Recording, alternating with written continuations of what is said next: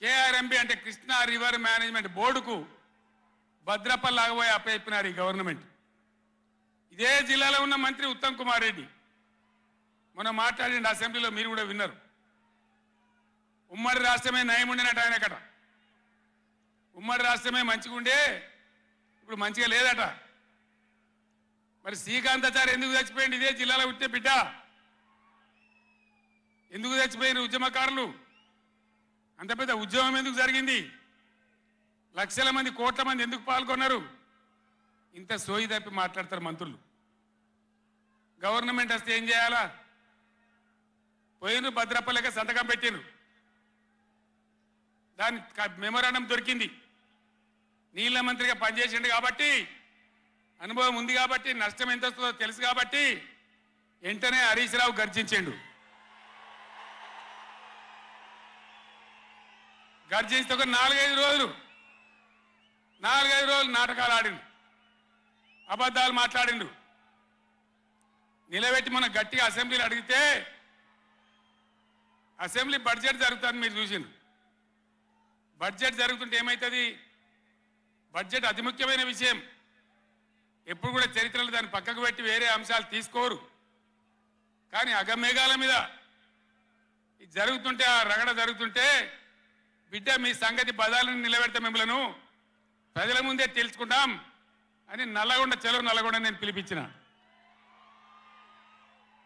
ఎందుకంటే నాకు చేతనైనా కాకపోయినా నా కట్టె కాలే వరకు తెలంగాణకు అన్యాయం జరిగితే చివరి శ్వాస దాకా కూడా పులిలాగా లేచి కొట్లాడతా తప్ప పిల్లిలాగా ఉండను. ఎట్టి పరిస్థితులలో 600 ఏ విషయంలో కూడా తెలంగాణకు అన్యాయం జరగనివ్వను. కొట్లాడదాం.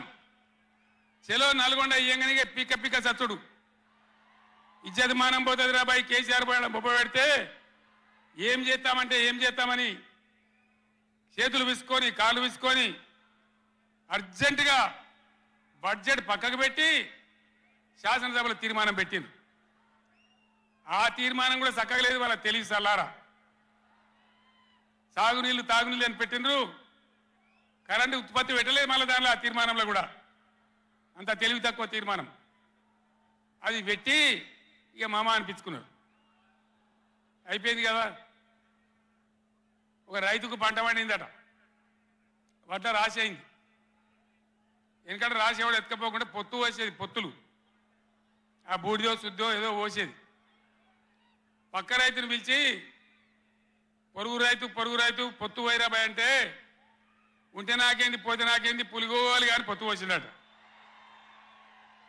ఇలా ఏం పోతుంది? వాళ్ళకు కావాలి పదవులు, వాళ్ళకు కావాలి పైరవీలు, వాళ్ళకు కావాలి డబ్బులు తప్ప ప్రజల హక్కుల గురించి లేదు. నాడు లేదు, నేడు లేదు. దయచేసి నేను మీ అందరినీ కోరేది ఒకటే, అన్ని సందర్భాల్లో పోరాటమే ఉండదు. అవసరమైనప్పుడు పోరాడాలి, పోరాటానికి సిద్ధంగా ఉండాలి. అవసరమైతే సద్దులు కట్టుకొని రావాలి, మనం పిడికిలి బిగించాలి. అప్పుడే మన హక్కులు కాపాడుకోగలుగుతాం. అటు కేంద్రాన్ని కానీ అధికారులను కానీ కృష్ణా ట్రిబ్యునల్ కానీ రాష్ట్ర ప్రభుత్వం కూడా భద్రప పనిచేయకుండా అప్రమత్తంగా ఉంచేటట్టు కానీ నడవాలంటే మనం ఎప్పటికప్పుడు జాగ్రత్తగా పులుల్లాగా కొట్లాడాలి. ఈ మాట చెప్పడానికి నేను ఇంత దూరం వచ్చిన, మిమ్మల్ని అందరినీ సమీకరించిన.